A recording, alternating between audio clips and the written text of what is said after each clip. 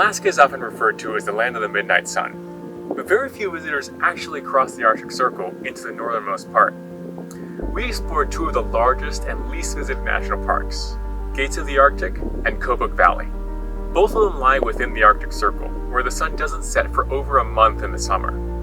But what is out there in this vast Arctic wilderness that's worth traveling thousands of miles to visit?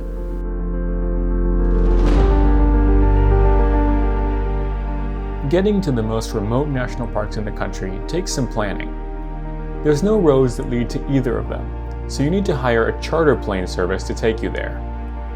Flying into Kotzebue is the most practical way to start, and that's what we did. Fortunately, the weather is nice enough for a bonus view of Denali from the air. The long glacier flowing down is the Kahitna Glacier, which is actually the longest one in the Alaska range. From Kotzebue, we'll transfer to a small plane for our flight out to the national parks. We're here at the airport in Kotzebue, waiting for our flight out to the national parks. With places this far north, good weather is never guaranteed, so the charter company can only tell us what time the flight will be on the day of. It sounds like there are some weather concerns today, but tomorrow's looking good, so we'll spend the day in Kotzebue before hopefully flying out to visit the parks tomorrow.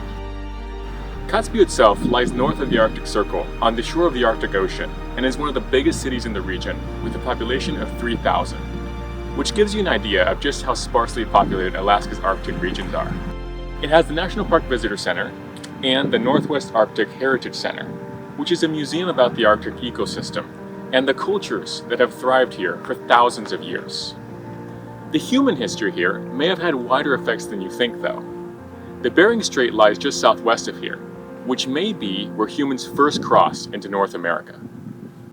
We've just heard that weather is looking good for our flight, so we're headed over to the hangar.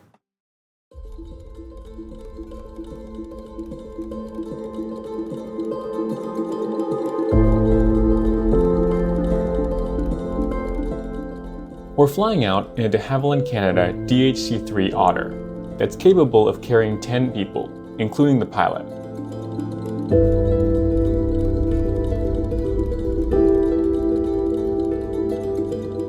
The weight requirements are pretty strict. That should be fine given we're not taking a bunch of gear. The flight out to Kobuk Valley National Park takes about 1 hour.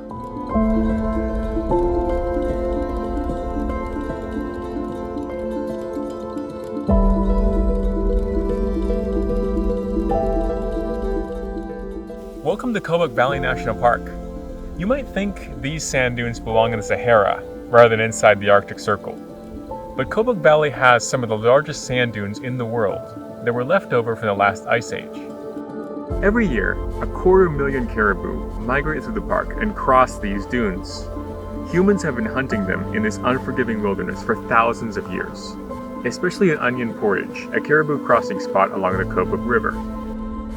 This was the third least visited national park in recent years, but it's larger than the state of Delaware and full of life, especially during the summer months, when the sun is up for over a month from early June to early July.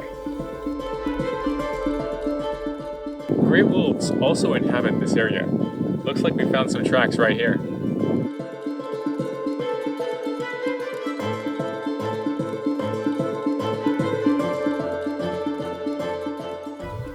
It's a short flight from here to our next destination, Gates of the Arctic National Park.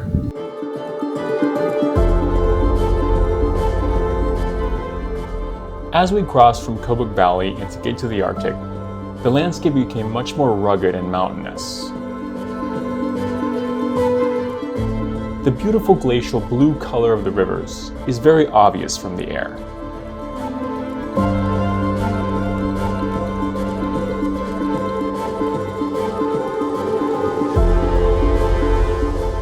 This is Gates of the Arctic National Park, the least visited of all the national parks, despite being the second largest one after Wrangell St. Elias. The main reason is the inhospitable location and remoteness. You have to fly out here, and snow falls during 9 months of the year.